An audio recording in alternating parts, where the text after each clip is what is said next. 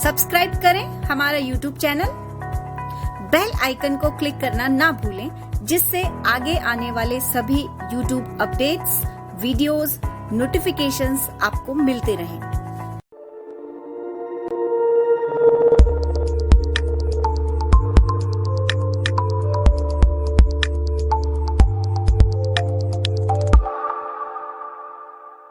नमस्कार मित्रों, मैं गणेश कुमावत परिष्कार वर्ल्ड में आपका हार्दिक स्वागत करता हूं। मैं आपके लिए लेकर आया हूं राजस्थान पुलिस कांस्टेबल से संबंधित मॉडल टेस्ट पेपर, जो राजस्थान की अर्थव्यवस्था पर आधारित हैं कि राजस्थान की अर्थव्यवस्था से राजस्थान पुलिस कांस्टेबल का एग्जाम में आपको कैसे प्रश्न पूछे जाते हैं, उन प्रश्नों की प्रकृति कैसी है और कौन कौन से टॉपिक से आपको सवाल पूछे जाते हैं। तो हम यहाँ पर राजस्थान पुलिस कांस्टेबल से संबंधित मॉडल टेस्ट पेपर के अंदर राजस्थान की अर्थव्यवस्था से संबंधित कुछ प्रश्नों को डिस्कस करेंगे। तो चलते हैं कुछ प्रश्नों की तरफ। तो इसमें आपको पहला प्रश्न दे रखा है जो राजस्थान की आय से संबंधित दे रखा है, मतलब स्टेट डोमेस्टिक प्रोडक्ट से आपको क्वेश्चन दे रखा है। क्वेश्चन क्या है कि निम्नलिखित में से दिए गए कथनों में से सही कूट का चयन करें। तो यहां पर आपको 3 वाक्य दे रखे हैं, इन 3 वाक्यों में से कौन से सही है और कौन से गलत है आपको यहां पता करना है। तो पहला वाक्य दे रहा है, वर्ष 2018-19 के लिए राजस्थान का शुद्ध राज्य घरेलू उत्पाद। यहां आपको नेट स्टेट डोमेस्टिक प्रोडक्ट के बारे में पूछा जा रहा है, और जो 2011-12 की स्थिर कीमतों पर 6,435 करोड़ रुपए है। पहला स्टेटमेंट आपको यह दे रखा है। दूसरा आपको दे रखा है, वर्ष 2018-19 के लिए राजस्थान की प्रति व्यक्ति आय पर कैपिटा इनकम के बारे में बताया जा रहा है। प्रति व्यक्ति आय 2011-12 की स्थिर कीमतों पर 78,570 रुपए है। तीसरा आपको स्टेटमेंट दे रखा है, वर्ष 2018-19 के लिए राजस्थान के सकल राज्य घरेलू उत्पाद, ग्रोस स्टेट डोमेस्टिक प्रोडक्ट की बात कर रहा है यहां पर, मैं कृषि क्षेत्र का हिस्सा 2011-12 की स्थिर कीमतों पर 25.04% है। तो यहां पर आपको 3 स्टेटमेंट दे रखे हैं, 3 वाक्य दे रखे हैं। इन 3 वाक्यों में से सही कौन से हैं? अगर आपने आर्थिक समीक्षा को देखा हो तो आर्थिक समीक्षा में पहले आपको एक टेबल दे रखी होती है, उस टेबल के अंदर ये सारे आंकड़े दे रखे होते हैं, और राजस्थान लेवल के जितने भी कॉम्पिटिटिव एग्जाम्स हैं उसमें ये यहीं से प्रश्न पूछे जाते हैं। मतलब आपको उस टेबल में से काफी प्रश्न देखने को मिलते हैं जो आंकड़ों से संबंधित होते हैं। तो इसका सही जवाब होगा पहला, दूसरा और तीसरा। मतलब यहां पर आपको तीनों स्टेटमेंट जो दे रखे हैं वो तीनों ही सही है। तो हम इसके थोड़ा डीपली इसकी स्टडी करते हैं, देखते हैं, डिस्कस करते हैं कि ये कंसेप्ट होता क्या है और आपको कहां कहां से इसके सवाल पूछे जा सकते हैं। स्टेट डोमेस्टिक प्रोडक्ट मतलब जो राज्य की आय है, राज्य की आय से कौन कौन से सवाल पूछे जाते हैं। तो इसके कंसेप्ट देखते हैं कि सकल राज्य घरेलू उत्पाद होता क्या है, जीएसडीपी होता क्या है। जैसे हम एक राष्ट्र की राष्ट्रीय आय पढ़ते हैं, वैसे ही एक स्टेट के लिए सकल राज्य घरेलू उत्पाद होता है। मतलब एक राज्य की भी आय होती है, उसकी भी गणना होती है। तो निश्चित समयावधि के अंदर राजस्थान की अर्थव्यवस्था, वो अर्थव्यवस्था आपका कोई देश हो सकता है, कोई राज्य हो सकता है, कोई जिला हो सकता है, कोई तहसील हो सकती है, या कोई गांव हो सकता है, लेकिन यहां पर हम राजस्थान की बात कर रहे हैं, इसलिए मैंने यहां पर आपको राजस्थान बोला है।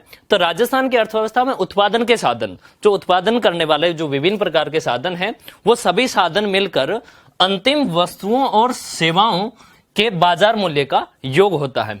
तो आपका ग्रोस स्टेट डोमेस्टिक प्रोडक्ट क्या होता है? सकल राज्य घरेलू उत्पाद।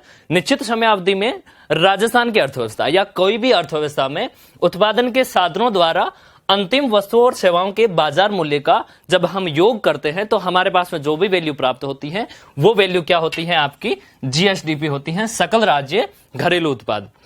उसके बाद में हमें शुद्ध राज्य घरेलू उत्पाद का भी इस स्टेटमेंट में जिक्र किया गया है। तो शुद्ध राज्य घरेलू उत्पाद क्या होता है?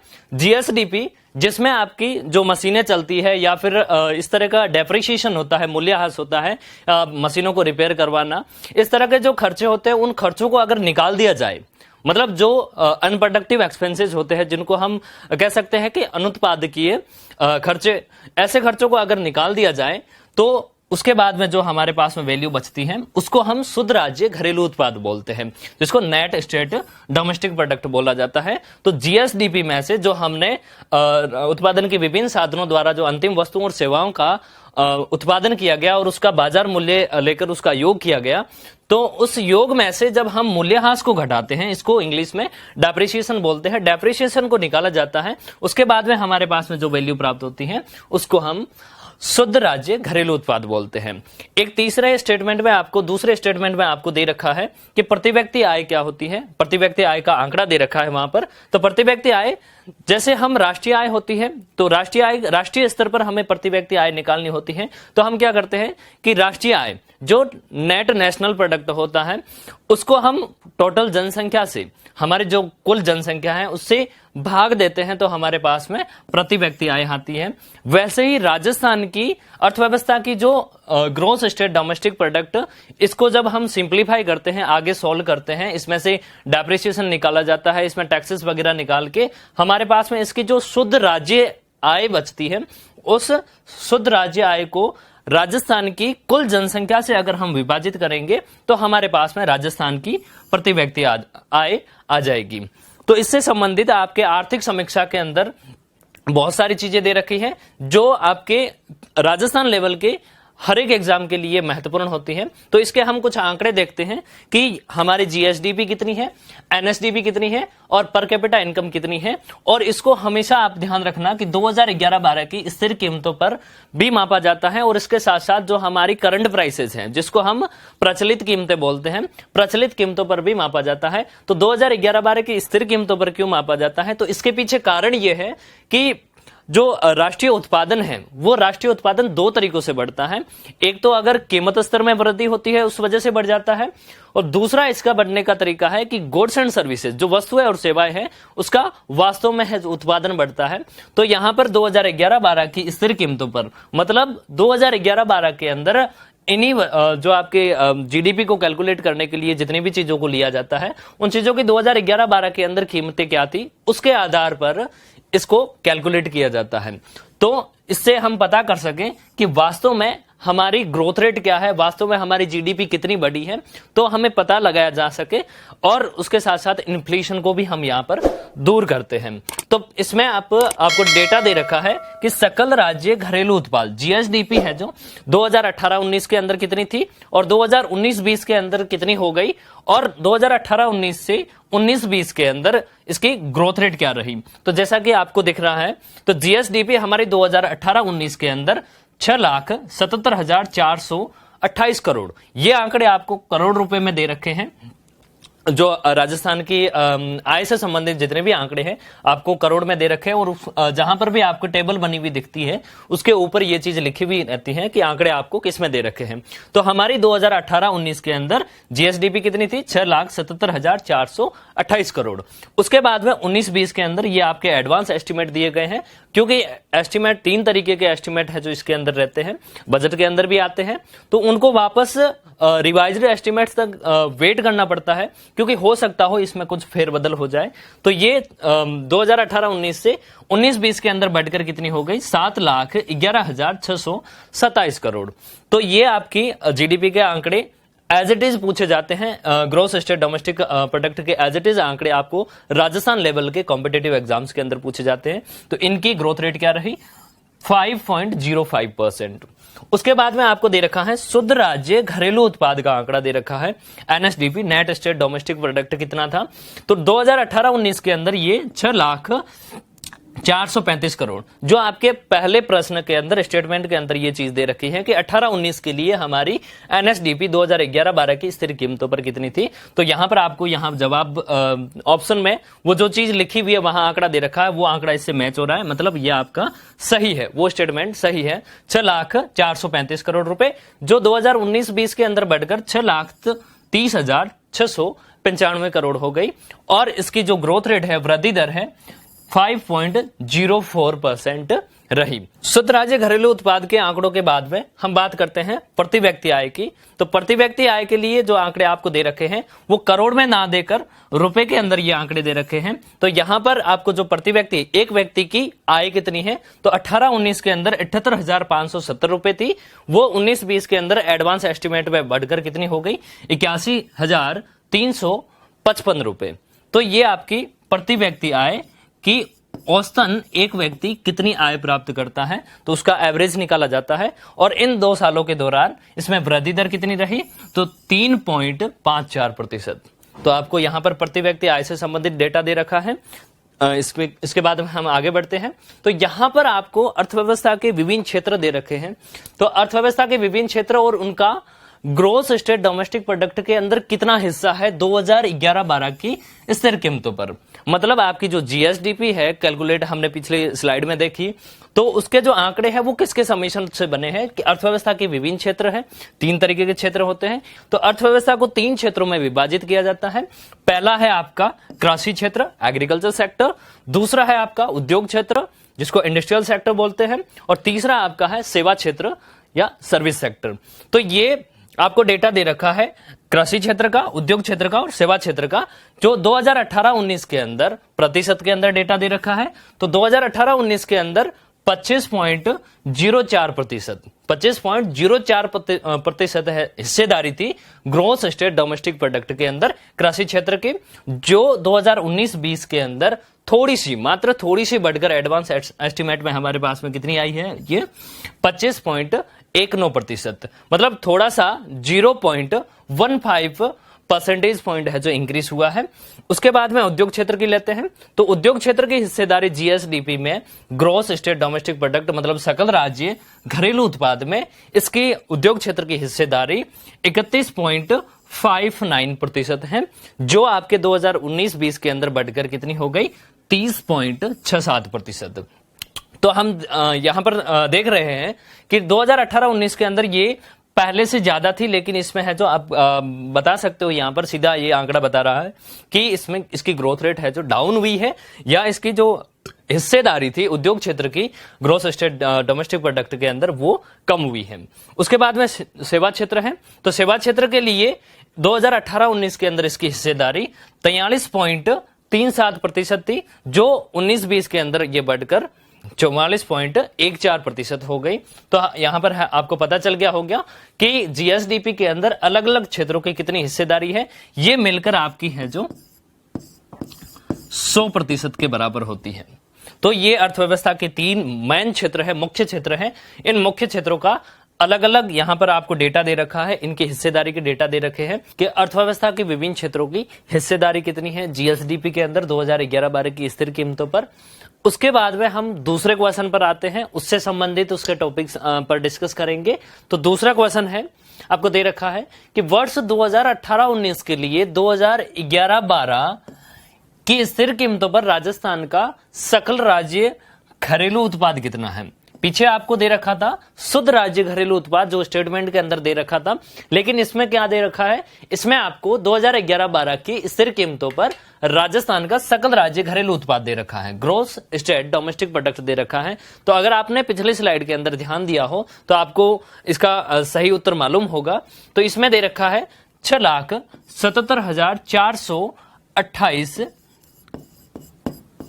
करोड़ रुपए। तो हमारी जीएसडीपी कितनी है, 6,77,428 करोड़ रुपए राजस्थान की जीएसडीपी है। तो थोड़ा इसका भी डेटा वापस आपको पिछली स्लाइड से समझ में आ गया होगा। तो यहां पर आपको सकल राज्य घरेलू उत्पाद की 6,77,428 करोड़ रुपए दे रखी है। जो ये क्वेश्चन पीछे वाले से मिलता जुलता ही है, फर्स्ट क्वेश्चन से मिलता जुलता ही है। तो वहां पर आपको ये चीजें डिस्कस कर ली।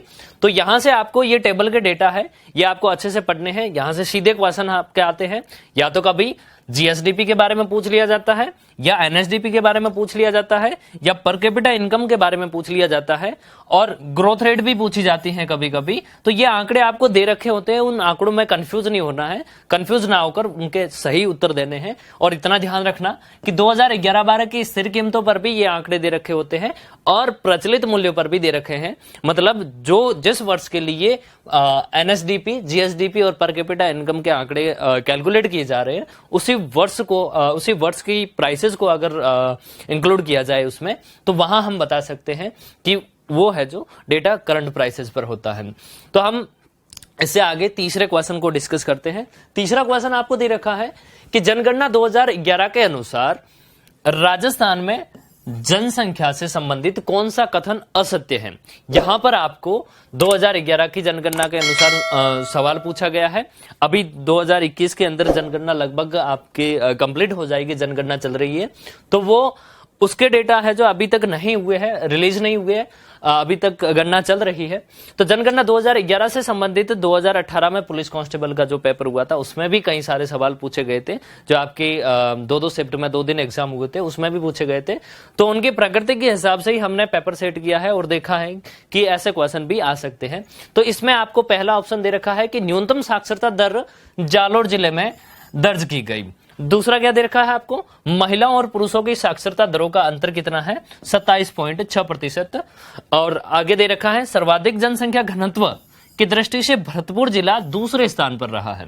आपको कुछ भी पूछा जा सकता है, पहला आपका अगर याद है, पहला, दूसरा, तीसरा, चौथा, आप 3-4 डिस्ट्रिक्ट याद कर सकते हैं। उसके बाद में आपको लास्ट ऑप्शन दे रखा है न्यूनतम जनसंख्या वृद्धि गंगानगर में दर्ज की गई।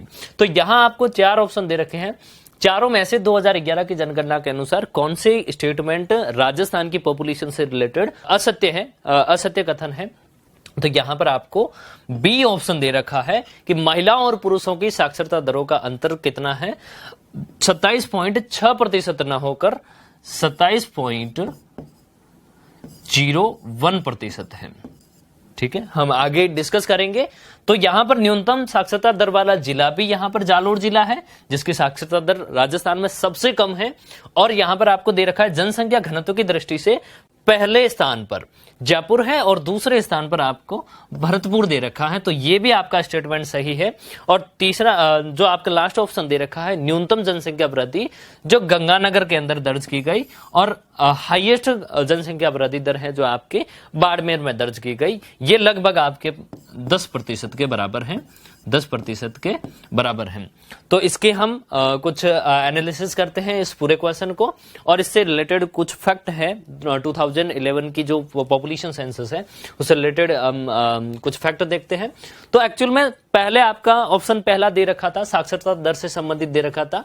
तो साक्षरता दर होती क्या है कि किसी भी व्यक्ति की पढ़ने या लिखने की निपुणता कैसी है, उस निपुणता को मापने के लिए साक्षरता दर का मापन किया जाता है, साक्षरता दर निकाली जाती है। तो पढ़ने और लिखने की निपुणता का माप है।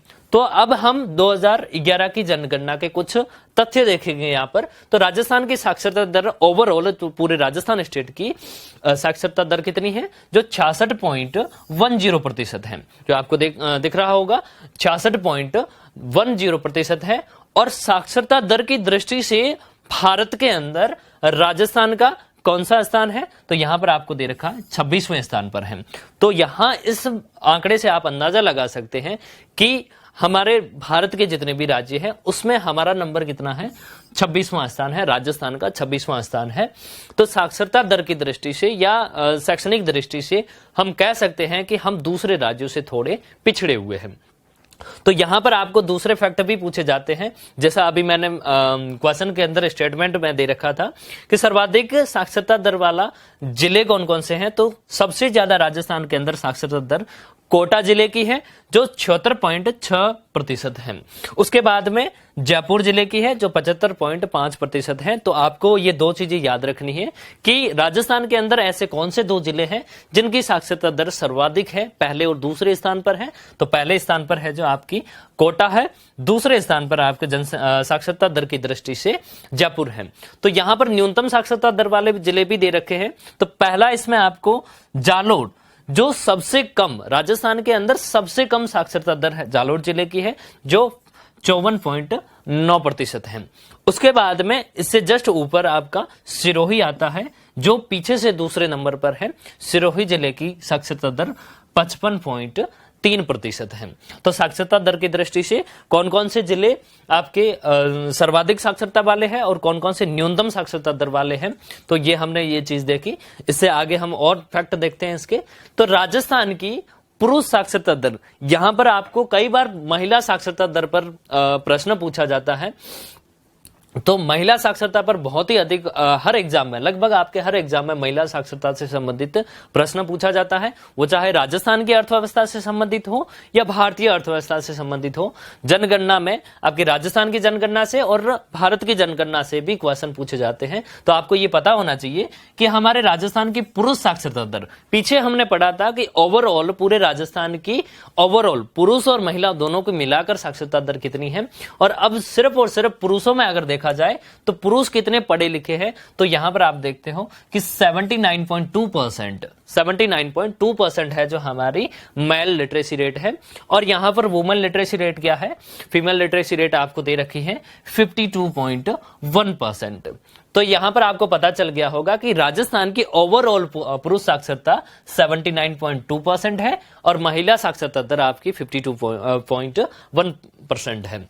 तो अब यहां पर देश में राजस्थान का पुरुष साक्षरता की दृष्टि से कौन सा स्थान है, अगर पूरे भारत के पुरुषों की साक्षरता दर का मापन किया जाए तो हमारा स्टेट जो राजस्थान है वो किस स्थान पर रहता है, तो हम 19वें स्थान पर हैं, 19 प्लेस पर हैं। और अगर वुमेन लिटरेसी रेट की बात करें तो इसमें हम कहां पर हैं, 27वें स्थान पर। तो हम महिलाओं के बजाय पुरुषों की जो साक्षरता दर है उसमें हम अच्छे हैं, लेकिन महिलाओं की साक्षरता को लेकर हम देश में है जो अभी भी थोड़े पिछड़े हुए हैं। तो और उसके बाद में आपको और फैक्ट दे रखा है कि राजस्थान की पुरुष और महिला साक्षरता दर का अंतर कितना है ओवरऑल। मैंने आपको यहाँ पर है जो स्टेट ऑप्शन के अंदर दे रखा है, तो इन दोनों का अंतर आपको दे रखा है। इन दोनों का अगर आप डिफरेंस निकालोगे तो आपके पास में डिफरेंस है जो 27.01% आएगा। और यही आपका है जो वहां स्टेटमेंट मैंने 27.6 ले रखा था, जो कि असत्य है, गलत है। तो ये राजस्थान की पुरुष साक्षरता और महिला साक्षरता से संबंधित आपके डेटा दे रखे थे। लेकिन कभी कभी आपको ऐसा भी पूछा जाता है कि पुरुष साक्षरता की दृष्टि से या पुरुष साक्षरता में सर्वाधिक किस जिले की पुरुष साक्षरता है या सर्वाधिक किस जिले की महिला साक्षरता दर सर्वाधिक है, ऐसा प्रश्न भी आपको पूछा जाता है। तो हम देखते हैं कि पुरुष साक्षरता दर वाले कौन कौन से जिले हैं जिसमें है जो सर्वाधिक पुरुष साक्षरता दर है और न्यूनतम पुरुष साक्षरता दर है। तो आपको यह भी पता होना चाहिए, ऐसे इस पर भी सवाल बन सकते हैं। तो झुंझुनू जिले के अंदर पुरुष सर्वाधिक पढ़े लिखे हैं, मतलब ज्यादातर झुंझुनू के लोग हैं जो पढ़े लिखे हैं। उसमें 86.9% जो आपकी झुंझुनू जिले की पॉपुलेशन है वो पढ़ी लिखी है, सिर्फ आपकी मेल पॉपुलेशन। और दूसरे नंबर पर आता है यहाँ पर कोटा। तो कोटा की लिटरेसी रेट है जो मेल लिटरेसी रेट है वो 86.3% है। तो 86.3% आपकी कोटा जिले की है और झुंझुनू की 86.9% है। थोड़ा सा डिफरेंस है। तो दोनों जिले पहले नंबर पर ये और दूसरे नंबर पर है सर्वाधिक पुरुष साक्षरता दर की दृष्टि से। और न्यूनतम पुरुष साक्षरता दर की दृष्टि से अगर देखा जाए तो बांसवाड़ा के अंदर सबसे कम पुरुष पढ़े लिखे हैं। और उसके बाद में है जो प्रतापगढ़ आता है, तो प्रतापगढ़ है जो नीचे से दूसरे नंबर पर है और नीचे से आपका पहले नंबर पर कौन सा है, बांसवाड़ा है जिसकी 65.5% है और प्रतापगढ़ की 69.5% है। तो इससे हम आगे महिला साक्षरता दर वाले जिले भी देखते हैं। तो सर्वाधिक महिला साक्षरता दर वाला जिला कौन सा, ये एज इट इज आपके पॉपुलेशन सेंसस के फैक्ट है जो एज इट इज आपको पूछे जाते हैं। कोटा जिला जिसमें महिला साक्षरता सर्वाधिक है, मतलब वहां कोटा जिले की महिलाएं ज्यादा पढ़ी लिखी है जिसका डेटा है 65.9%। और जयपुर जिला दूसरे स्थान पर है महिला साक्षरता दर की दृष्टि से, जिसकी लिटरेसी रेट क्या है, वुमेन लिटरेसी रेट क्या दे रखी है आपको, 64.0%। तो पहले स्थान पर आपका कोटा है, दूसरे स्थान पर जयपुर है। न्यूनतम महिला साक्षरता दर की दृष्टि से अगर देखें तो यहां पर जालोर जिला, जो आपका जालोर जिला है वो नीचे से पहले स्थान पर है, मतलब जालोर जिले के अंदर सबसे कम महिलाएं पढ़ी लिखी है, जिसका आपको डेटा दे रखा है 38.5%। 38.5% जालोर जिले की साक्षरता महिला साक्षरता दर है। और नीचे से दूसरे नंबर पर सिरोही जिला आता है, जिसकी महिला साक्षरता दर दे रखी है 39.7%। तो ये आपके साक्षरता दर से संबंधित कुछ फैक्ट थे जो आपको याद रखने हैं। हो सकता हो आप इसको नोट कर लीजिएगा। तो इसके बाद में हम जनसंख्या घनत्व, पॉपुलेशन डेंसिटी की बात करेंगे। तो एक्चुअल में पॉपुलेशन डेंसिटी होता क्या है, तो यहां पर आपको स्लाइड में दिख रहा होगा कि प्रति वर्ग किलोमीटर, एक स्क्वायर किलोमीटर में कितने लोग निवास करते हैं, कितने लोगों की संख्या है जो वहां पर रहती है, तो उसको हम जनसंख्या घनत्व के नाम से जानते हैं। तो राजस्थान का जनसंख्या घनत्व, ओवरऑल राजस्थान का जनसंख्या घनत्व अगर देखा जाए तो 200 व्यक्ति प्रति वर्ग किलोमीटर, मतलब एक वर्ग किलोमीटर के अंदर लगभग कितने लोग रहते हैं, 200 लोग। तो ये राजस्थान का आपको 2011 के अनुसार, जनगणना 2011 के अनुसार जनसंख्या घनत्व दे रखा है। और जनसंख्या घनत्व की दृष्टि से ये भी आपको प्रश्न पूछा जाता है, तो जनसंख्या घनत्व की दृष्टि से देश में राजस्थान का कौन सा स्थान है। अगर जनसंख्या घनत्व की दृष्टि से देखें तो राजस्थान का 18वां स्थान है, 18वें स्थान पर है जो हम हैं, मतलब हमारा 200 व्यक्ति प्रति वर्ग किलोमीटर राजस्थान का जनसंख्या घनत्व है। तो इसमें से सर्वाधिक जनसंख्या घनत्व वाले जिले कौन से हैं और न्यूनतम जनसंख्या घनत्व वाले जिले कौन से हैं, तो इसमें पहला है आपका जयपुर जिला, जिसका जनसंख्या घनत्व बहुत ही ज्यादा है। मतलब कह सकते हैं कि जयपुर जिले के अंदर एक स्क्वायर किलोमीटर के अंदर लगभग आपके 595 लोग रहते हैं। तो 595 व्यक्ति प्रति वर्ग किलोमीटर जयपुर के अंदर निवास करते हैं। दूसरे स्थान पर आपका भरतपुर आता है, जो आपके क्वेश्चन के जो ऑप्शंस दे रखे थे उसमें ये स्टेटमेंट भी था। तो भरतपुर 503 व्यक्ति प्रति वर्ग किलोमीटर, भरतपुर का जनसंख्या घनत्व कितना है कि वहां भरतपुर के अंदर एक स्क्वायर किलोमीटर में लगभग आपके 503 व्यक्ति रहते हैं। और न्यूनतम अगर देखा जाए तो जैसलमेर के अंदर, जैसलमेर का एरिया बहुत बड़ा है लेकिन वहां पर लोग बहुत ही कम है, तो एक प्रति वर्ग किलोमीटर में केवल और केवल 17 लोग जैसलमेर के अंदर निवास करते हैं। और दूसरे स्थान पर, नीचे से दूसरे स्थान पर आपका बीकानेर आता है, और बीकानेर के अंदर लगभग 78 लोग प्रति वर्ग किलोमीटर के अंदर रहते हैं। तो इससे आगे हम जनसंख्या वृद्धि दर की बात करते हैं। तो राजस्थान की दशकीय जनसंख्या वृद्धि दर कितनी रही आपके, 21.30%। तो ये आपकी दशकीय वृद्धि दर भी पूछी जा सकती है। तो दशकीय मतलब कि 2001 से 2011 के बीच में है जो जनसंख्या वृद्धि दर क्या रही, जो स्पेशली राजस्थान की यहां पर पूछी जा रही है। तो ये आपकी जनसंख्या वृद्धि दर 21.30% रही।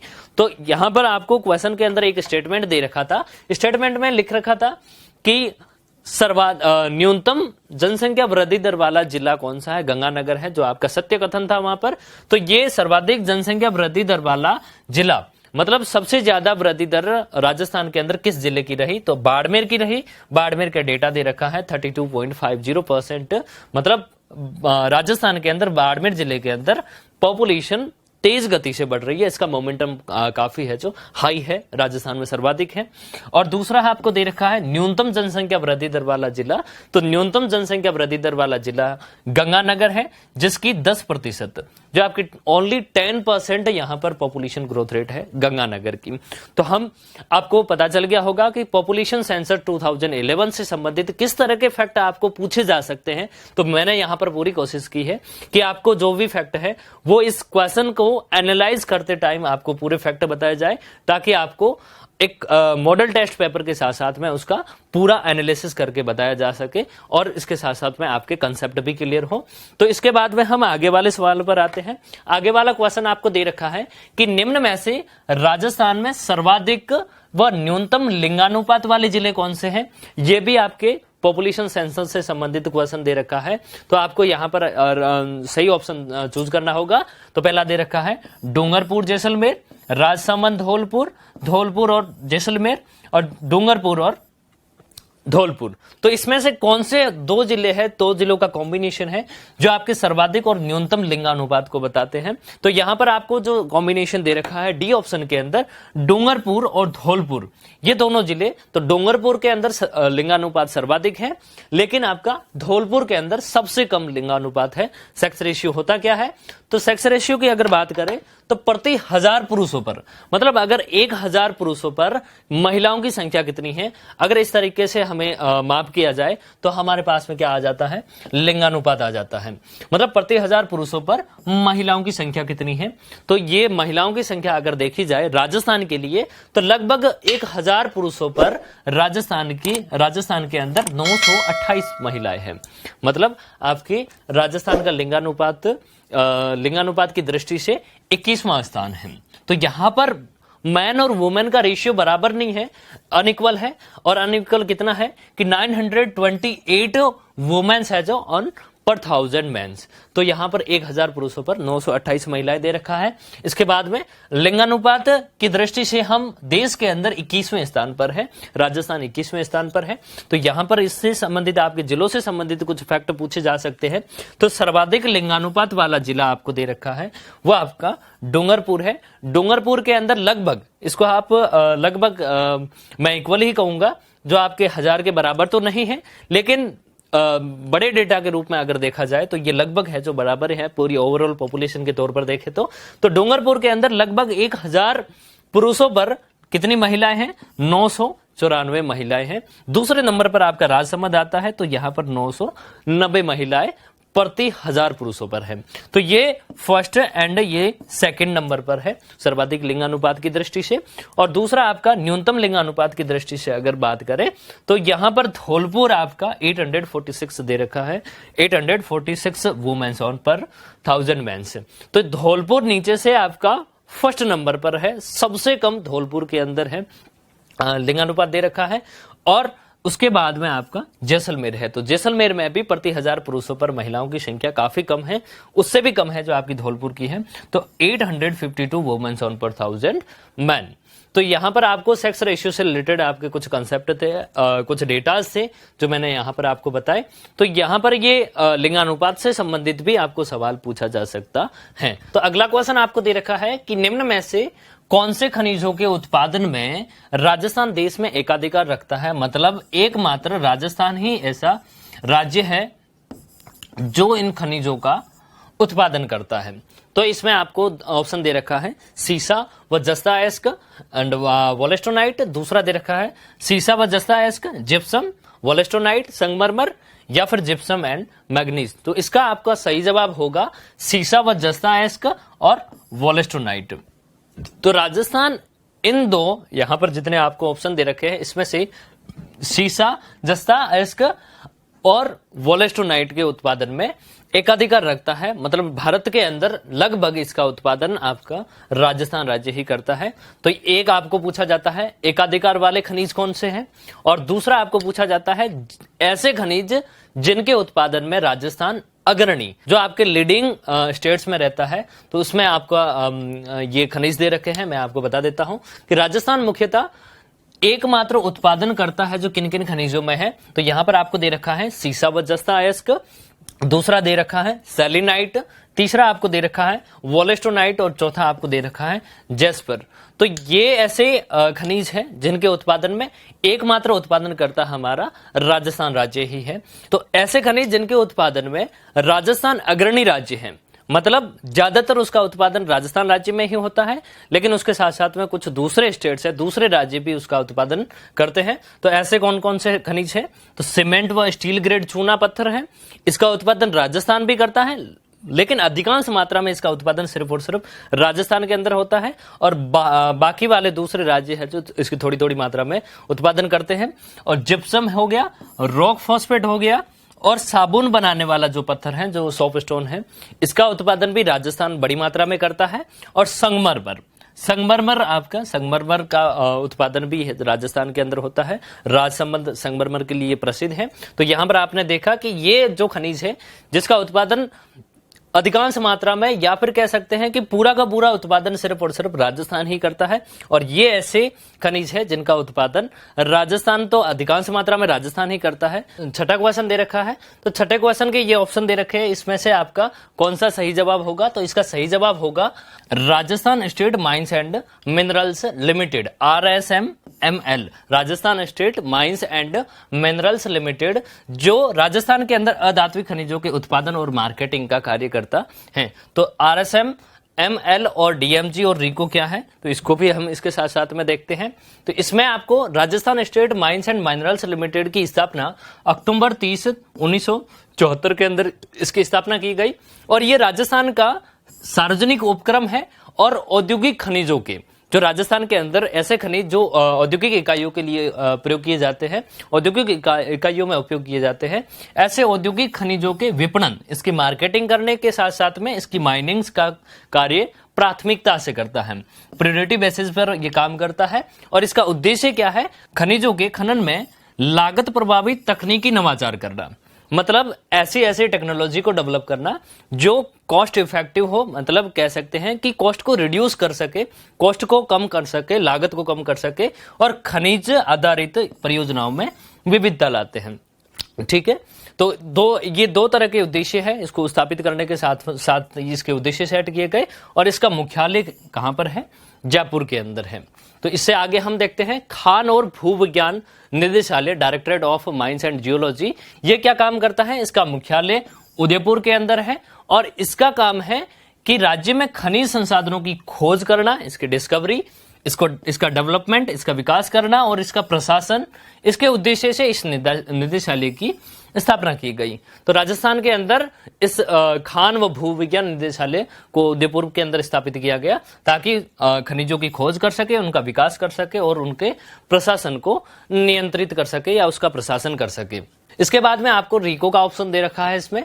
तो RICO का मतलब राजस्थान राज्य औद्योगिक विकास एवं निवेश निगम लिमिटेड, आपको RICO का ऑप्शन दे रखा है। तो RICO की स्थापना 1979 में हुई। तो राजस्थान राज्य औद्योगिक एवं खनिज विकास निगम, जो आपका RSIMDC आपका बना हुआ था पहले, Rajasthan state industrial and minerals development corporation जो पहले बना हुआ था, उसको दो भागों में तोड़कर एक तो RICO बनाया गया, एक दूसरी है जो आपकी RSMML संस्था बनाई गई।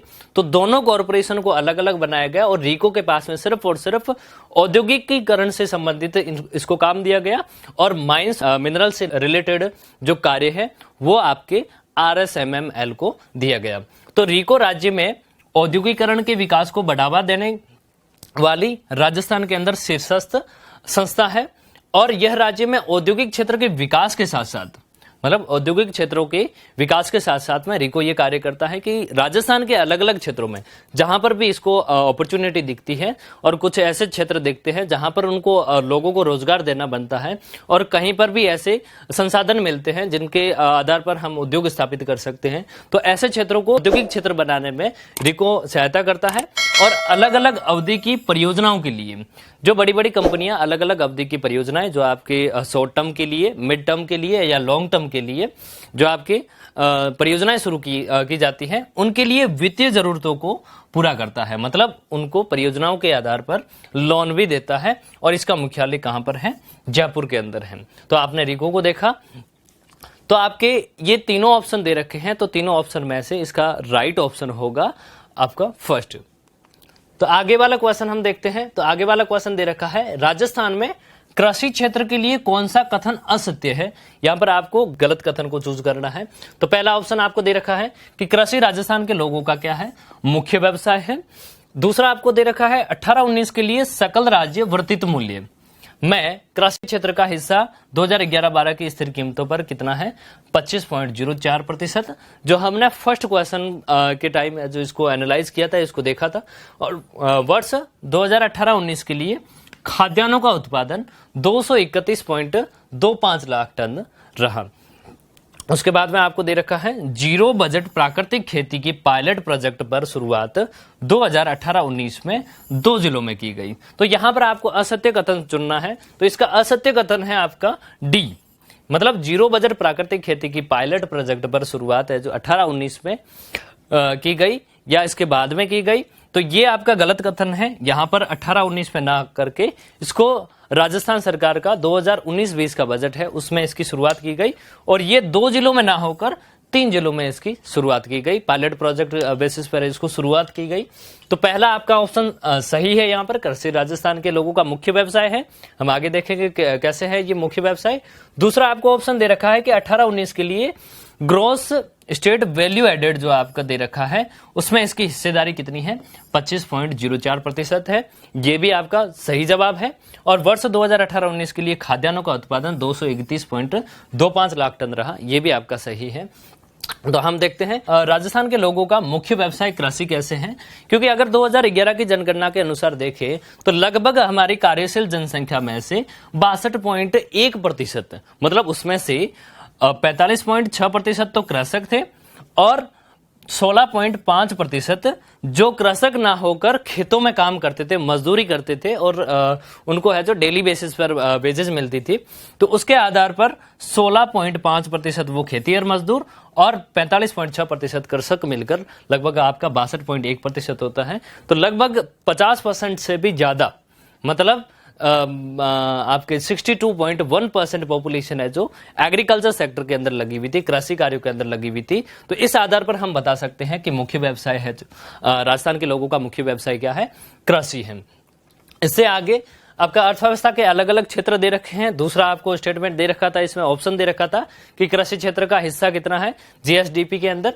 तो मैंने आपको ये ऑप्शन दे रखा है 25.04% 2018-19 के अंदर कृषि क्षेत्र का जीएसडीपी के अंदर हिस्सा कितना है, 25.04%। तो ये बाकी वाले हमने एक फर्स्ट क्वेश्चन के अंदर इसको एनालाइज करते टाइम इसको हमने देख लिया था। तो यहां पर आपको कृषि क्षेत्र का हिस्सा पूछा गया है, तो इसका सही जवाब ये 25.04% जो वहां पर स्टेटमेंट दे रखा है, ऑप्शन दे रखा है, वो सही है। इसके बाद में जीरो बजट नेचुरल फार्मिंग क्या होती है, इसको 2019-20 का जो बजट संघीय सरकार का, केंद्र सरकार का बजट है, उसमें इसकी घोषणा की गई, इसको जो प्रस्तुत किया गया। लेकिन उसके साथ साथ में राजस्थान सरकार ने भी इसे 19-20 के बजट में इसको प्राकृतिक खेती की अवधारणा को प्रस्तुत किया। और इसका मतलब क्या होता है, जीरो बजट मतलब ऐसा, जीरो बजट का अगर स्पेसिफिकली इसका मीनिंग बताया जाए तो जो फार्मर है वो खेती का कार्य करने के लिए जो आगते खरीदते हैं उन पर है जो बिल्कुल भी, मतलब उनका बजट नहीं बनना चाहिए खेती के लिए। और दूसरा है प्राकृतिक खेती, तो ऐसी आगतों का यूज करे, ऐसे चीजों का यूज करे जिससे रसायन ना फैल सके, मतलब केमिकल्स यूज ना हो जिसमें। तो ऐसी रसायन मुक्त और स्वनिर्मित प्राकृतिक कृषि आगतों के उपयोग से जो खेती की जाती है उसको शून्य बजट प्राकृतिक खेती कहा जाता है। मतलब ऐसी खेती जो रसायनों से मुक्त हो, उसके साथ साथ में इन किसानों के द्वारा ही जो खाद बनाई जाती है या फिर और तरीके के जो बीज वगैरह इनके जो रखे हुए होते हैं उनसे ही अगर अब वो खेती कार्य करते हैं तो उसको हम क्या कहते हैं, जीरो बजट नेचुरल फार्मिंग। तो इसकी शुरुआत है जो आपकी बांसवाड़ा, टोंक और सिरोही 3 जिलों में की गई थी। 3 जिलों की 36 ग्राम पंचायतों में पायलट प्रोजेक्ट पर इसकी शुरुआत की गई। तो पीछे आपको ऑप्शन में दे रखा था, वहां पर 2 जिले दे रखे थे और यहां पर दे रखा था वहां 18-19। तो 18-19 में ना होकर 19-20 में इसकी शुरुआत हुई और 3 जिलों के अंदर की गई। तो ये चीज आप याद रखोगे, इस पर है क्वेश्चन आपका बन सकता है। इससे आगे हम 8वें क्वेश्चन पर आते हैं। तो निम्न में ऐसे पश्चिमी राजस्थान में सिंचाई हेतु किस नहर परियोजना का विकास किया गया। तो आपको ये नहरों से सवाल पूछा गया है कि सिंचाई के लिए राजस्थान के अंदर क्या क्या सुविधा है। तो स्पेशली यहां पर पश्चिमी राजस्थान में किस नहर परियोजना का विकास किया गया जिससे पश्चिमी राजस्थान के लोगों को कृषि कार्य करने में आसानी हो सके। तो इसमें आपको दे रखा है इंदिरा गांधी नहर परियोजना, दूसरा दे रखा है चंबल नहर परियोजना, तीसरा दे रखा है सोम कमला अंबा नहर परियोजना और आपको लास्ट ऑप्शन दे रखा है गुड़गांव नहर परियोजना। तो इसको हम देखते हैं। तो इसका सही जवाब है, आपको पता होगा कि इंदिरा गांधी नहर परियोजना जो इसका सही जवाब है। इंदिरा गांधी नहर परियोजना स्पेशली पश्चिमी राजस्थान के लोगों के लिए बनाई गई है जिससे वहां के लोगों की पेयजल के साथ साथ में सिंचाई कार्यों के लिए भी पानी की आपूर्ति की जा सके। तो इसका व्याख्या देखते हैं, हम इसका एनालिसिस करते हैं। तो इंदिरा गांधी नहर परियोजना, इसको जब शुरू किया गया था तब इसका नाम था राजस्थान नहर, लेकिन 1984 के अंदर 2 नवंबर 1984 के अंदर इसका नाम परिवर्तित करके इंदिरा गांधी जो पूर्व प्रधानमंत्री थी उनके नाम पर रखा गया, इंदिरा गांधी नहर। तो उसके बाद में इसको अलग अलग नामों से भी पुकारा जाता है। यहां राजस्थान के अंदर इसको क्या बोला जाता है, राजस्थान की मरुगंगा और राज्य की जीवन रेखा, क्योंकि पश्चिमी राजस्थान में आपको पता है कि पानी की बहुत ही किल्लत रहती है, वहां पानी की पर्याप्त आपूर्ति नहीं होती है, इसलिए राजस्थान की मरुगंगा के साथ साथ में राज्य की जीवन रेखा भी बोला जाता है। लगभग 9 जिलों में ये पेयजल के साथ साथ में सिंचाई के लिए पानी की आपूर्ति करती है। और इसके योजनाकार, मतलब इसकी योजना किसने बनाई थी, कंवर सेन ने इसकी योजना बनाई थी। और इसका उद्गम कहां से होता है, जहां पर सतलम और ब्यास नदी का संगम होता है और उस संगम पर हरिके बिराज बांध बना हुआ है, उस हरिके बिराज बांध से इसको है जो इंदिरा गांधी नहर को निकाला गया है। और इसकी कुल लंबाई अगर देखा जाए तो 649 किलोमीटर तो आपकी टोटल लंबाई है, जो राजस्थान से बाहर भी है और राजस्थान के अंदर वाली भी लंबाई इसमें शामिल है। लेकिन राजस्थान के अंदर अगर देखा जाए तो 480 किलोमीटर है जो ये नहर, मतलब ज्यादातर लंबाई है जो इसकी राजस्थान के अंदर ही है, स्पेशली पश्चिमी राजस्थान के लिए की इसको शुरुआत की गई थी। तो अलग अलग चरणों में इसकी शुरुआत करके इसका विकास किया गया। तो पहले इसमें दे रखा है कि लाभान्वित जिले कौन कौन से हैं, तो लाभान्वित जिले में 9 जिले दे रखे हैं। पहला आपको गंगानगर दे रखा है, हनुमानगढ़ दे रखा है, चूरू दे रखा है, बीकानेर, जैसलमेर, जोधपुर, बाड़मेर, झुंझुनू और नागौर। तो इन जिलों में जो आपके लेफ्ट कैनाल्स होती है उनसे पानी पहुंचाया जा रहा है पेयजल के साथ साथ में सिंचाई कार्यों के लिए। तो इससे आगे हम देखते हैं चंबल नहर परियोजना, जो आपको दूसरा ऑप्शन दे रखा है। तो ये चंबल नहर परियोजना राजस्थान और मध्य प्रदेश दोनों की बहुउद्देशीय परियोजना, संयुक्त परियोजना है, जिसको बहुउद्देशीय मतलब इसका मल्टीपर्पज है कह सकते हैं। सिंचाई के साथ साथ में इसका ऊर्जा उत्पादन में भी यूज किया जाता है, इससे विद्युत का उत्पादन होता है। तो ये परियोजना आपके राजस्थान और मध्य प्रदेश दोनों ने मिलकर इसकी शुरुआत की है और इस पर 4 बांध बने हुए हैं। तो पहला इसका बांध बना हुआ है गांधी सागर बांध, दूसरा है राणा प्रताप सागर बांध, तीसरा है ज्वार सागर बांध और चौथा आपका दे रखा है कोटा बैराज बांध। तो गांधी सागर बांध है जो मध्य प्रदेश के अंदर मंदसौर जिले के अंदर बना हुआ है और मंदसौर के अंदर मानपुरा और भानपुरा के जो पठार हैं उनके बीच में इसको बनाया गया है। तो ये एकमात्र ऐसा बांध है जो राजस्थान के अंदर नहीं है, चंबल नदी पर बना हुआ है। और दूसरा है आपका राणा प्रताप सागर बांध। तो राणा प्रताप सागर बांध रावत भाटा के पास में एक चूलिया जलप्रपात है, उसके पास में इस राणा प्रताप सागर बांध का बनाया गया है। और आपको तीसरा दे रखा है ज्वार सागर बांध। तो यह एक पिकअप बांध है।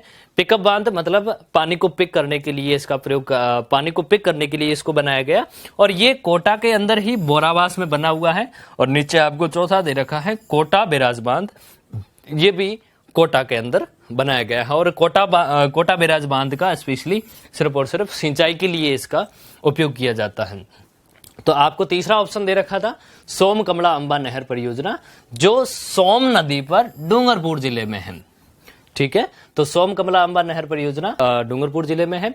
और गुड़गांव नहर परियोजना जो हरियाणा के साथ साथ में राजस्थान की भी जो संयुक्त परियोजनाएं हैं, 2 राज्यों की संयुक्त परियोजना है। और ये उत्तर प्रदेश के ओखला में, उत्तर प्रदेश में एक ओखला जगह है, उसमें यमुना नदी से और राजस्थान में ये भरतपुर जिले के जुटेरा गांव में प्रवेश करती है। तो ये उत्तर प्रदेश के ओखला में यमुना नदी से तो निकलती है और राजस्थान में भरतपुर जिले में प्रवेश करती है, जुटेरा गांव है वहां से इसमें प्रवेश करती है। और इसकी लंबाई लगभग आपकी 58 किलोमीटर है और इसको यमुना लिंक परियोजना के नाम से भी जाना जाता है। तो ये आपके 4 ऑप्शन दे रखे थे। तो चारों ऑप्शन में आपका पहला जो इंदिरा गांधी नहर परियोजना है वो इसका सही जवाब होगा। आगे वाला क्वेश्चन दे रखा है आपका पशुगणना से संबंधित दे रखा है। तो 2019 की 20वीं पशुगणना के अनुसार राजस्थान की कुल पशु संपदा कितनी है? तो यहां पर आपको 2019 की जो 20वीं पशुगणना है, 2012 के अंदर 19वीं पशुगणना हुई थी, लाइव स्टॉक सेंसस हुई थी और 2019 के अंदर 20th live stock census complete हुई है। तो उससे संबंधित आपको राजस्थान के अंदर कुछ पशु संपदा कितनी है, तो ये फैक्ट पूछा गया है। तो इसमें आपका इसका सही जवाब होगा 5 करोड़ 68 लाख पशु और 146.23 लाख मुर्गियां। तो पशु संपदा के अंदर पशुओं के साथ साथ में मुर्गियों की भी गिनती होती है। तो बहुत सारे पशु, उनके साथ साथ में मुर्गियों का डेटा है जो अलग आपको दिया जाता है। तो ऐसे ही आपको क्वेश्चन है राजस्थान के कॉम्पिटिटिव एग्जाम्स में पूछा जा सकता है। तो ये क्योंकि हाल ही में ये पशु गणना कंप्लीट हुई है, तो इसलिए ये आपके लिए महत्वपूर्ण हो सकता है। तो इसका सही जवाब है, इसके कुछ फैक्ट देख लेते हैं। तो इसमें व्याख्या में राजस्थान में प्रथम पशु गणना कब शुरू हुई? 1931 में शुरू हुई। और ये करता कौन है? तो ये राजस्व मंडल अजमेर करता है। और नेशनल लेवल पर जो आपके मिनिस्ट्री बनी हुई है, एनिमल हस्बेंड्री से रिलेटेड जो मिनिस्ट्री बनी हुई है, वो कार्य करती है इस पर। और अभी जो कंप्लीट हुई है वो 20वीं पशु गणना है जो 2019 में कंप्लीट हुई। और इससे पूर्व की गणना है जो आपको पूछा जा सकता है, तो 19वीं पशु गणना है जो 15 अक्टूबर 2012 में पूर्ण हो गई थी।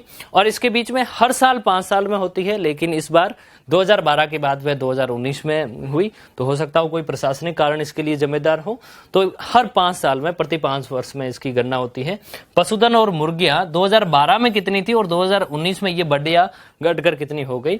तो पशु थे आपके 5.77 करोड़ और मुर्गियां थी 80.24 लाख। तो ये आपको मुर्गियां तो बड़ी है, 80.24 लाख से बढ़कर 146.23 लाख हो गई। लेकिन पशुओं की संख्या है जो कब हुई है? 5.77 करोड़ से कम होकर 2019 में ये 5.68 करोड़ हो गई। तो इससे आगे हम देखते हैं, 10वें क्वेश्चन पर आते हैं। तो राजस्थान में डेयरी विकास हेतु राजस्थान सहकारी डेयरी संघ की स्थापना कब की गई?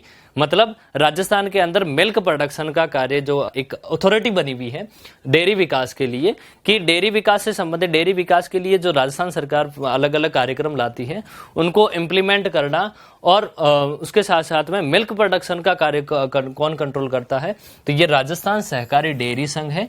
इसकी स्थापना कब की गई? तो इसकी स्थापना 1977 के अंदर इसको एक इम्प्लीमेंटिंग एजेंसी के रूप में इसको स्थापित किया गया। तो हम थोड़ा इसको डिस्कस करते हैं। आरसीडीएफ, तो आरसीडीएफ की 1977 में राजस्थान में डेयरी विकास कार्यक्रमों के लिए क्रियान्वयन एजेंसी के रूप में इसको स्थापित किया गया, ताकि मिल्क का प्रोडक्शन, जितना भी प्रोडक्शन हो उसको, मिल्क को कलेक्ट कर सके। तो ये इसके 3 टायर बने हुए हैं, स्टेट लेवल पर, डिस्ट्रिक्ट लेवल पर और विलेज लेवल पर। तीनों टायर मिलकर अलग अलग तरीके से, अलग अलग मेथड से मिल्क का, या कह सकते हैं कि दूध का कलेक्शन करते हैं। कलेक्शन करने के बाद में इसको आगे मिल्क प्रोडक्ट में या फिर मिल्क की सप्लाई करते हैं। तो इसकी स्थापना क्रियान्वयन एजेंसी के रूप में 1977 में की गई और इसका मुख्यालय जयपुर में स्थित है। और डेयरी संघ का कार्य क्या है? तो इसका काम है कि उपभोक्ताओं को अच्छी गुणवत्ता का दूध प्रदान कर सके और उसके साथ साथ में दूध से बने हुए उत्पादों की आपूर्ति का कार्य कर सके। तो ये दोनों कार्य है जो ये अपने लेवल पर करता है। ये आरसीडीएफ बना हुआ, इसीलिए इसको स्थापित किया गया कि ये एक अच्छी गुणवत्ता का दूध लोगों को प्रोवाइड कर सके और उससे बने हुए जो अलग अलग उत्पाद है उनकी समय समय पर आपूर्ति कर सके। तो अगला आपका 11वां क्वेश्चन है कि आविका कवच बीमा योजना निम्न में से किसके लिए शुरू की गई? तो यहां पर आपको 4 ऑप्शन दे रखे हैं। तो भेड़ पालकों के लिए शुरू की गई, या गौ पालकों के लिए शुरू की गई, या बकरी पालने वालों के लिए शुरू की गई, या भैंस पालने वालों के लिए शुरू की गई। तो यहां आपको 4 ऑप्शन दे रखे हैं। तो आविका कवच बीमा योजना जो भेड़ पालकों के लिए इसको शुरू किया गया, आविका कवच बीमा योजना की शुरुआत है जो भेड़ पालकों के लिए शुरू की गई। तो इसका सही जवाब होगा भेड़ पालकों के लिए। तो आपको पता है कि राजस्थान के अंदर कृषि के बाद में लोगों का मुख्य व्यवसाय है जो पशुपालन है। लोग अपने जीविका के लिए कृषि के बाद में पशुपालन का कार्य करते हैं। तो पशुपालन में भेड़ों से ऊन का काफी उत्पादन होता है और भारत में सबसे ज्यादा है जो ऊन का उत्पादन राजस्थान से ही मिलता है। तो राजस्थान से ऊन का उत्पादन राजस्थान में उपयोग के साथ साथ में इसको बाहर भी भेजा जाता है। तो इसलिए भेड़ पालकों के लिए एक बीमा योजना लाना बहुत ही जरूरी था।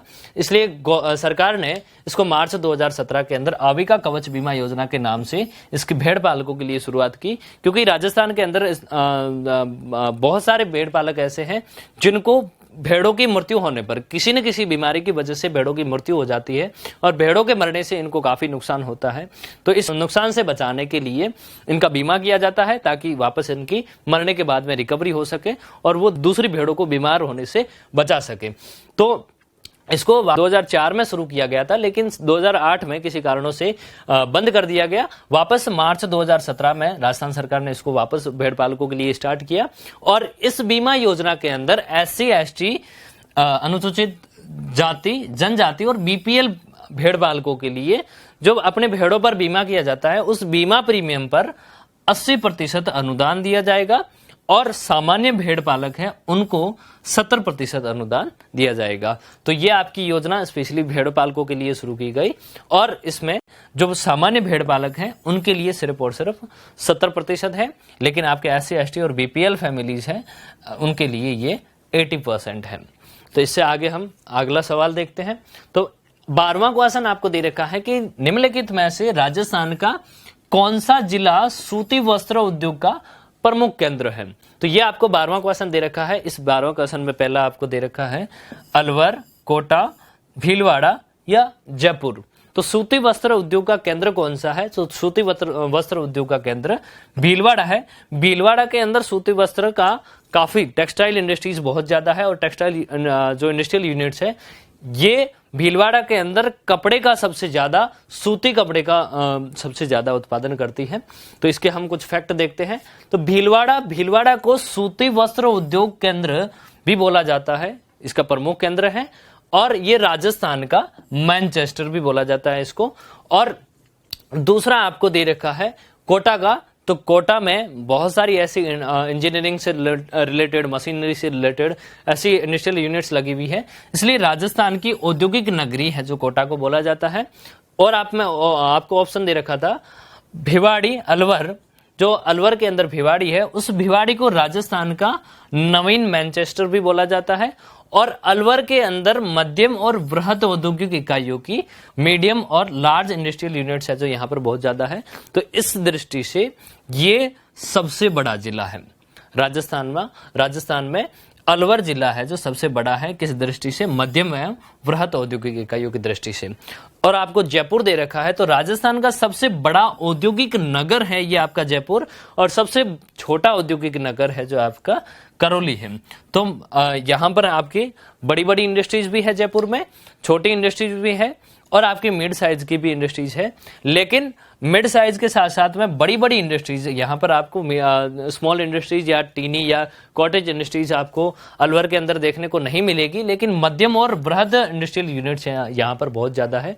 इसलिए इस दृष्टि से ये सबसे बड़ा जिला है। और औद्योगिक सबसे बड़ा औद्योगिक नगर जयपुर है और सबसे छोटा औद्योगिक नगर आपका करौली है। तो करौली के अंदर इंडस्ट्रियल यूनिट्स बहुत ही कम है। तो हम आगे देखते हैं, आगे वाले प्रश्न पर आते हैं।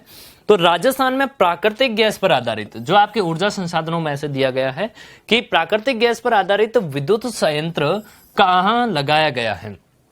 तो ये आपको गांव दे रखे हैं। तो पहला बाड़ा गांव से, रामगढ़ में, सोडा गांव या लोद्रवा के अंदर। ये चारों ऑप्शन आपके जैसलमेर जिले से ही दे रखे हैं। तो इसका सही जवाब होगा रामगढ़। मतलब राजस्थान में प्राकृतिक गैस पर आधारित विद्युत संयंत्र रामगढ़ के अंदर लगाया गया है। दूसरे क्षेत्र भी है, जो दूसरे गांव हैं वो भी किसी न किसी वजह से फेमस है, तो उसको हम देखते हैं। तो इसमें रामगढ़ है जो प्राकृतिक गैस पर आधारित। जैसलमेर जिले के अंदर अधिकतर आपके गैस और पेट्रोल निकलता है। तो यहाँ पर प्राकृतिक गैस पर आधारित सरकार ने यहाँ पर एक पहला विद्युत संयंत्र लगाया। दूसरा आपको ऑप्शन में दे रखा था सोडा गांव। तो सोडा गांव है जो सबसे बड़ा पवन ऊर्जा संयंत्र कहां पर लगा हुआ है? सोडा गांव के अंदर। तो सोडा गांव राजस्थान का सबसे बड़ा पवन ऊर्जा संयंत्र यहां पर लगा हुआ है। पवन चक्कियां लगी हुई है, उससे विद्युत का उत्पादन होता है। और उसके बाद में आपको बाड़ा गांव दे रखा है। तो निजी क्षेत्र की प्रथम पवन ऊर्जा परियोजना यहां पर शुरू की गई जैसलमेर जिले के बाड़ा गांव के अंदर। जो निजी क्षेत्र की प्राइवेट कंपनीज ने यहाँ पर पवन चक्कियां लगाकर पवन ऊर्जा का उत्पादन शुरू किया। और आपको लास्ट दे रखा है लोद्रवा। तो यहाँ पर भारत का दूसरा पवन ऊर्जा पार्क है, जो यहाँ पर लोद्रवा के अंदर भारत का दूसरा बड़ा पवन ऊर्जा पार्क है, तो इसलिए लोद्रवा भी फेमस है। तो यहाँ पर ये चारों जैसलमेर की चारों लोकेशंस है जो किसी न किसी वजह से यहाँ आपको बताया मैंने, तो इस वजह से फेमस है। आपको 14th क्वेश्चन दे रखा है, 14वां क्वेश्चन दे रखा है कि दिसंबर 2019 तक राज्य की स्वयं या भागीदारी की परियोजनाओं से उत्पादित ऊर्जा की कुल स्थापित क्षमता कितनी है? तो यहाँ आपको पूछा गया है, ये भी आपके ऊर्जा संसाधनों में से पूछा गया है। तो यहाँ सीधे आपको फैक्ट पूछे जाते हैं कि राजस्थान की स्वयं की या भागीदारी की परियोजनाओं से कुल ऊर्जा का जितना उत्पादन होता है उसकी स्थापित क्षमता कितनी है। तो उसकी स्थापित क्षमता है आपकी 8130.78 मेगावाट। तो इसका उत्पादन है जो कुल स्थापित क्षमता जो आपके दिसंबर 2019 तक की दे रखी है। तो हर साल इसके आर्थिक समीक्षा के अंदर हमें इसके डेटा देखने को मिलते हैं। तो थोड़ा इसको देख लेते हैं। तो यहां पर आपको दे रखा है कि राज्य के पास में ऊर्जा संसाधन 3 तरीके से आता है, मतलब इनके पास में ऊर्जा 3 तरीके से पहुंचती है। एक तो राज्य खुद इसके प्लांट्स लगाता है, मतलब इस खुद की परियोजनाएं हैं, या फिर दूसरे राज्यों से के भागीदारी में शुरू की गई है ऐसी परियोजनाओं से ऊर्जा का उत्पादन करती है। दूसरा है आपका केंद्रीय परियोजनाओं से राज्य को आवंटित, मतलब केंद्र सरकार ने ऐसी परियोजनाएं शुरू की जिनसे राज्य सरकार को या राज्य को ऊर्जा मिलती है। और तीसरा आपको दे रखा है RREC, RSMML और निजी क्षेत्रों के द्वारा पवन ऊर्जा, बायोमास या सौर ऊर्जा परियोजनाएं जो शुरू की गई उससे मिलने वाली ऊर्जा। तो यहां पर हम देखते हैं कि स्वयं में जो तापीय थर्मल एनर्जी, जल विद्युत, हाइड्रो इलेक्ट्रिसिटी और गैस पर आधारित प्लांट्स लगाकर कितना है जो इसका उत्पादन किया गया है। तो यहां पर देख सकते हैं स्वयं की या भागीदारी की परियोजनाएं। इसका सही जवाब आपका दिसंबर, आपको डेटा जो दे रखा है दिसंबर 2019 तक का है, तो उसमें इसका उत्पादन ये आपको 8130.79 मेगावाट दे रखा है। तो यहां पर आपको लिख रखा है कि वर्षवार ऊर्जा की अधिष्ठापित क्षमता कितनी है। तो यहां पर 15-16, 16-17, 17-18, 18-19 और 19-20 के अंदर आपको ये डेटा दे रखे हैं जो आपके सवाल पूछे जा सकते हैं। और राजस्थान लेवल की कोई भी प्रतियोगी परीक्षा है तो वहां पर आर्थिक समीक्षा से सीधे और सीधे आपके लगभग आपके 2 से 3 साल के डेटा ही पूछे जाते हैं, उससे पुराने डेटा आपको नहीं पूछे जाते हैं। तो ये राज्य की स्वयं की या भागीदारी की परियोजनाओं से उत्पादित होती है। और केंद्र सरकार से इसको कितनी मिलती है तो 3288.96 मेगावाट इसको ऊर्जा है जो केंद्र सरकार से मिलती है, केंद्र सरकार की योजनाओं से मिलती है। और तीसरा आपको दे रखा है कि ये जो अलग अलग कॉर्पोरेशन दे रखे हैं ये कॉर्पोरेशन मिलकर रिन्यूएबल रिसोर्सेज से रिलेटेड कॉर्पोरेशन बना हुआ है। और ये आपका RSMML जो मैंने Rajasthan state mines and minerals limited बना हुआ है। और ये प्राइवेट सेक्टर, अगर तीनों ने मिलकर ये आपका RREC Rajasthan renewable energy corporation बना हुआ है। तो इन 2 कॉर्पोरेशन और तीसरा आपका प्राइवेट सेक्टर ने मिलकर अगर पवन ऊर्जा, बायोमास और सौर ऊर्जा की परियोजनाएं चलाई हैं तो उससे विद्युत का टोटल कितना उत्पादन होता है। तो यहां दे रखा है 9756.15 मेगावाट जो आपका 19-20 के लिए दे रखा है दिसंबर 2019 तक। तो ये आपको आंकड़े याद करने होंगे। और टोटल हमारे राजस्थान के ऊर्जा उत्पादन की जो अधिष्ठापित क्षमता है वो आपकी 21,175.90 मेगावाट है। तो यहां पर आपको दिख रहा होगा कि दिसंबर 2019 तक के डेटा यहां पर दे रखे हैं। तो ये टेबल में से आपको डेटा याद करने होंगे, इसको ध्यान में रखना होगा, तब आप इसका सही जवाब दे सकते हैं। अगले क्वेश्चन की तरफ बढ़ते हैं। तो अगला क्वेश्चन आपको दे रखा है कि निम्न में से मार्च 2019 तक राजस्थान का सड़क घनत्व कितना है। तो यहां मार्च 2019 तक हमारी सड़कों का घनत्व कितना है। तो यहां आपको 4 ऑप्शन दे रखे हैं। 143.08 किलोमीटर प्रति 100 वर्ग किलोमीटर, या 77.21 किलोमीटर प्रति 100 वर्ग किलोमीटर, या 143.08 किलोमीटर प्रति 1000 वर्ग किलोमीटर, या फिर 77.21 किलोमीटर प्रति 1000 वर्ग किलोमीटर। तो यहां पर आपको इसका सही जवाब चुनना होगा। तो सही जवाब इसका होगा 77.21 किलोमीटर प्रति 100 वर्ग किलोमीटर। तो बाकी दूसरे वाले गलत क्यों हैं। तो बाकी आपको दे रखा है 143.08 किलोमीटर प्रति 100 वर्ग किलोमीटर जो कि भारत की सड़क का घनत्व दे रखा है। मतलब 100 वर्ग किलोमीटर के अंदर भारत के अंदर लगभग इसका औसतन देखा जाए तो 143.08 किलोमीटर पर रोडें बनी हुई है। और राजस्थान के अंदर, राजस्थान में बहुत ही कम है, मतलब कि देख सकते हैं कि 100 वर्ग किलोमीटर में केवल और केवल हमारे पास में 77.21 किलोमीटर ही सड़कें बनी हुई हैं, और दूसरे आपको दे रखे हैं तो यहाँ पर प्रति 1000 वर्ग किलोमीटर जो आपका डेटा नहीं है यहाँ पर, और 77.21 किलोमीटर प्रति 1000 वर्ग किलोमीटर पर हमारे पास में डेटा नहीं है। तो यहाँ पर ये आपका सही जवाब होगा। तो ये आपकी राजस्थान पुलिस कांस्टेबल से संबंधित कुछ क्वेश्चन थे जो हमने यहाँ पर डिस्कस किए। तो इससे आपको काफी समझ में आ गया होगा कि राजस्थान की अर्थव्यवस्था से संबंधित किस तरह के सवाल हमें आगे आने वाली परीक्षा में पूछे जा सकते हैं। तो सवालों की प्रकृति आपको पता चल गई होगी।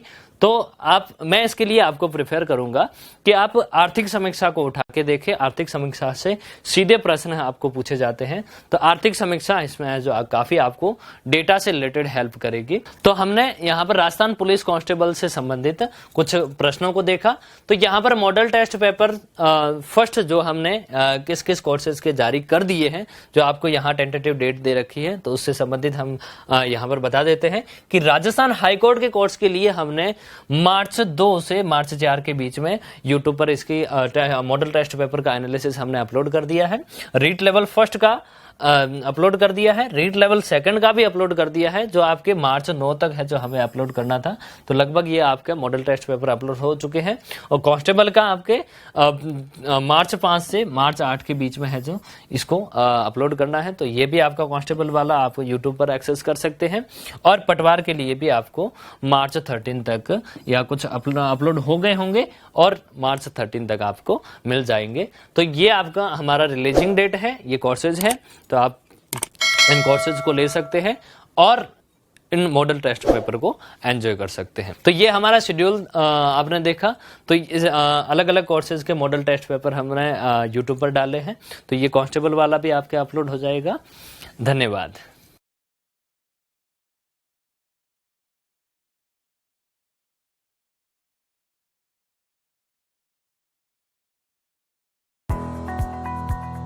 सब्सक्राइब करें हमारा YouTube चैनल, बेल आइकन को क्लिक करना ना भूलें, जिससे आगे आने वाले सभी YouTube अपडेट्स, वीडियोस, नोटिफिकेशंस आपको मिलते रहें।